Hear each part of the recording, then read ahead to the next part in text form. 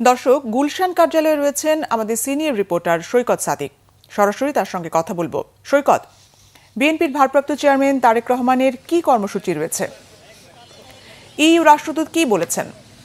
নাদিরা, আজকে সকালেই কিন্তু তিনি এসেছেন। বিএনপির ভারপ্রাপ্ত চেয়ারম্যান বেলা 11:30টার দিকে এই যে চেয়ারপারসনের যে কার্যালয় যেটা বলা হয় গুলশানে, তিনি এখানেই গত কয়েকদিন ধরে অফিস করছেন, তারই ধারাবাহিকতা। এবং সন্ধ্যা 6:30টায় কিন্তু আজকে এসেছে ইউরোপীয় ইউনিয়নের যে রাষ্ট্রদূত মাইকেল মিলার, তার নেতৃত্বে 4 সদস্যের যে প্রতিনিধি দল, তারা সন্ধ্যা 6:30টায় এই গুলশানের যে কার্যালয় এখানে এসেছেন এবং তারা প্রায় ঘণ্টাখানিকের বেশি সময় ধরেই কিন্তু এখানে বিএনপির ভারপ্রাপ্ত চেয়ারম্যান জনাব তারেক রহমানের সাথে বৈঠক করছেন।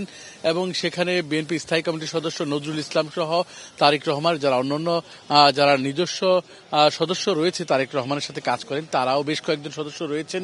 এবং এরপরেই কিন্তু আমরা জানতে পারবো যে আজকের এই বৈঠকে কি বিষয় নিয়ে আলোচনা হয়েছে। এর বাইরে আজকে অন্যান্য যারা নেতাকর্মীরা তার সাথে দেখা করেছেন, বিশেষ করে ঢাকা 17 আসনে নির্বাচনে তারেক রহমানের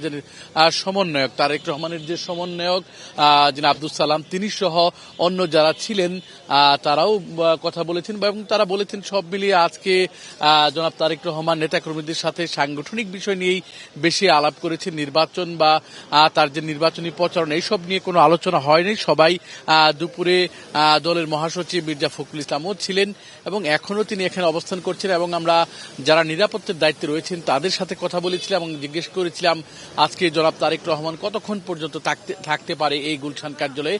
সেটা তারা বলতে পারেননি, যেহেতু নির্ধারিত বৈঠকগুলো হচ্ছে। এবং এই মুহূর্তে কিন্তু বেরিয়ে গেল যে ইউরোপীয় ইউনিয়নের যে প্রতিনিধি দল এসেছিলেন, ইউরোপীয় ইউনিয়নের যে 4 সদস্যের প্রতিনিধি দল এসেছিলেন, তারা কিন্তু এই মুহূর্তে এখান থেকে বের হয়ে গেলেন।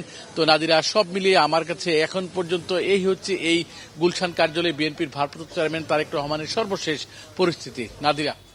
সৈকত, আপনাকে ধন্যবাদ। দর্শক, বিএনপির গুলশান কার্যালয়ে ছিলেন আমাদের সহকর্মী সৈকত সাদিক।